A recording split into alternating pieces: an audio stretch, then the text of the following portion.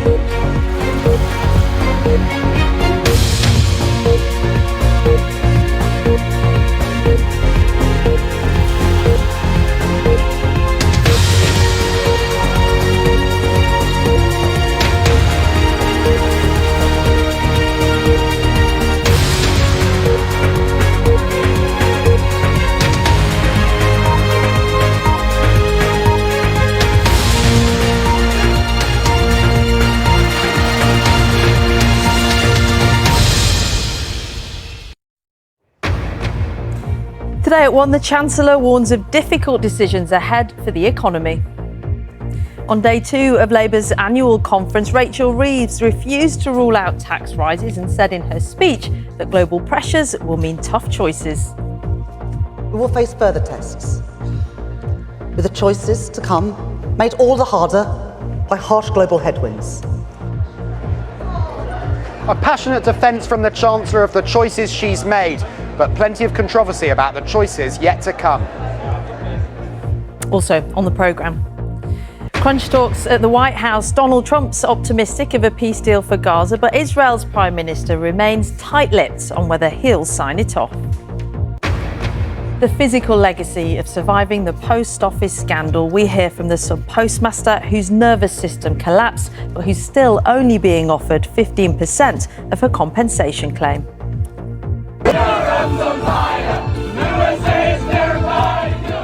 Europe's golfers party through the night after holding off the USA comeback to win the Ryder Cup on American soil. And coming up on BBC News, Ruben Amorim is leading a Manchester United with no soul. Wayne Rooney's damning assessment of his former club after another Premier League defeat.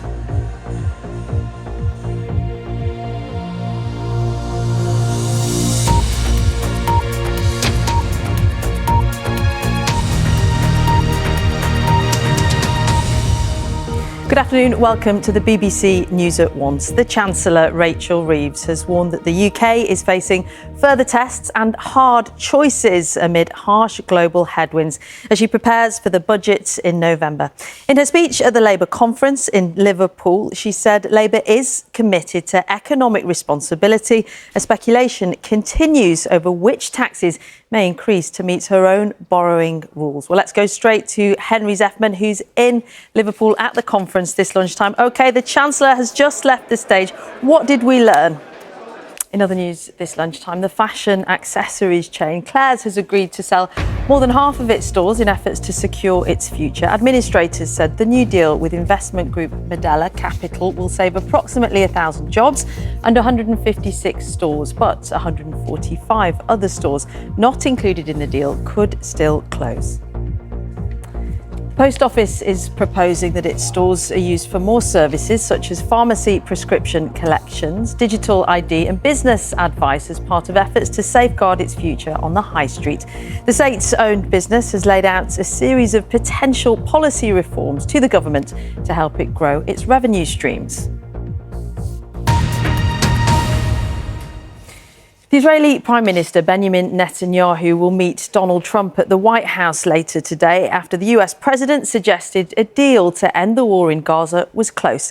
The peace plan is believed to reference a path to Palestinian statehood, raising doubts that Benjamin Netanyahu will accept it. Our correspondent Will Grant joins us now from Washington, DC. And Will, there's hope then that this could be a turning point.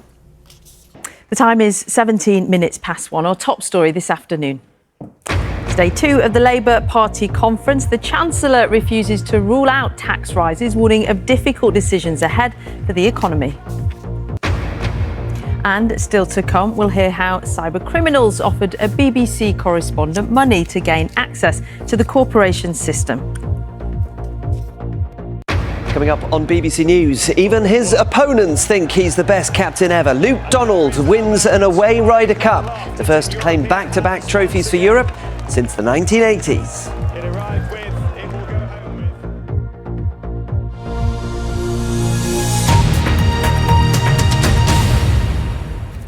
A victim of the Post Office Horizon IT scandal, who was temporarily paralysed after the stress of her wrongful conviction, has been offered just 15% of her compensation claim. Janet Skinner was sentenced to 9 months in prison in 2007 after the faulty software incorrectly showed £59,000 was missing from her branch account.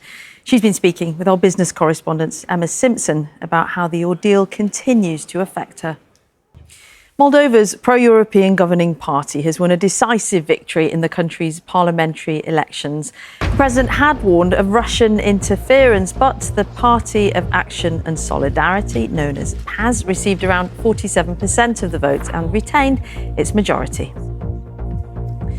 Denmark has banned all civilian drones this week ahead of a European Union summit in Copenhagen. The move comes after several Danish airports were disrupted last week because of unexplained drone sightings. The country's transport minister said the ban was put in place because they couldn't accept foreign drones, creating uncertainty and disruption.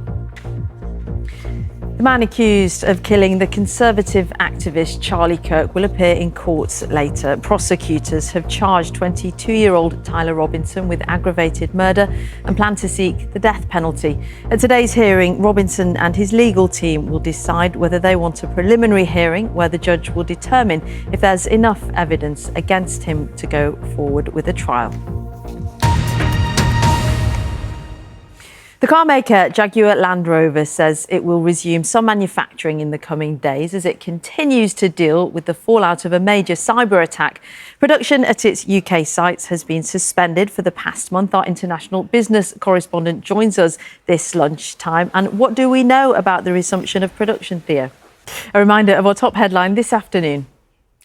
On day 2 of the Labour Party conference, the Chancellor refuses to rule out tax rises, warning of difficult decisions ahead for the economy. Still to come, shoppers are being encouraged to buy wool as farmers warn the industry is struggling to survive because of the growing popularity of synthetic materials. A full forecast coming up in the next half hour. Let's check in with Ben, though, for a quick look at the weather. Hi there. Hi, Nina. Thank you very much. Starting off with a beautiful picture this afternoon, a halo later in the programme. Look forward to it, Ben. Thank you. For now, though, let's return to our top story. The Chancellor, Rachel Reeves, has warned that the UK is facing further tests and hard choices amid harsh global headwinds as she prepares for the budget in November. Well, our political editor, Chris Mason, joins us this lunchtime from Liverpool. Hi there, Chris. A busy day so far, and later we'll hear from the Home Secretary outlining a series of new conditions that migrants will have to meet in order to qualify for indefinite leave to remain. This is the issue of the moment, isn't it? OK, more on that this afternoon. You better grab some lunch while you can, Chris. Chris Mason, our political editor in Liverpool. We're back with you soon from Salford, but now on BBC One, it's time to join our colleagues with the news where you are.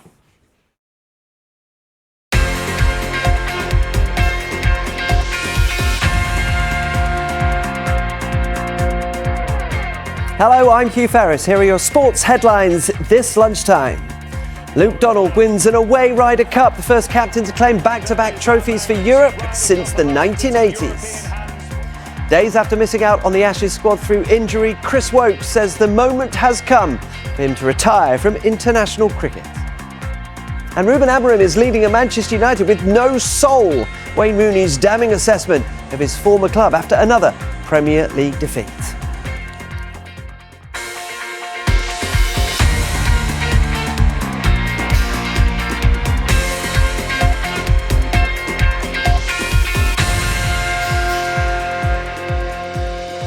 Hello again, welcome along. If there was one Donald at the forefront of the start of the Ryder Cup weekend, by the end of it, another dominated the headlines. After the President's appearance on Friday, the captain took over. Luke Donald masterminded a rare feat.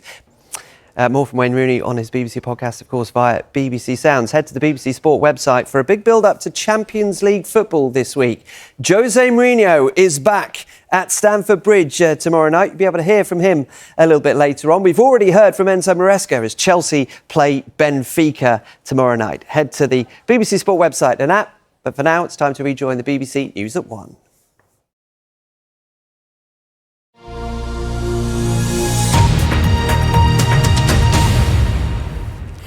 Now, as the Chancellor's speech at the Labour Party conference today is dissected, it's just over 8 weeks before the Treasury's annual budget. Leaders in the hospitality industry are warning that unless there's support for the sector, a third of pubs could close. Dan Whitworth explains.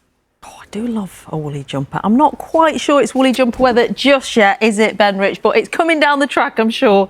Well, I'm sure it is, Nina. I'm sure some people were looking for a jumper first thing this morning because it was pretty chilly out there. Some of us as well. Check the BBC weather app for more details where you are. That's all from me. Back to you, Nina. Yikes, that's woolly jumper and raincoat, Ben, isn't it? Thank you. That's all from today's BBC News at 1. Don't forget to stay up to date online. That's the BBC webpage there with the latest from Liverpool and Labour's party conference. Details there. The Chancellor's warnings of tough times ahead, sparking more questions around tax rises, and the Home Secretary's preparing to lay out her plans to tackle migrant numbers. That's it from us, though. Bye-bye.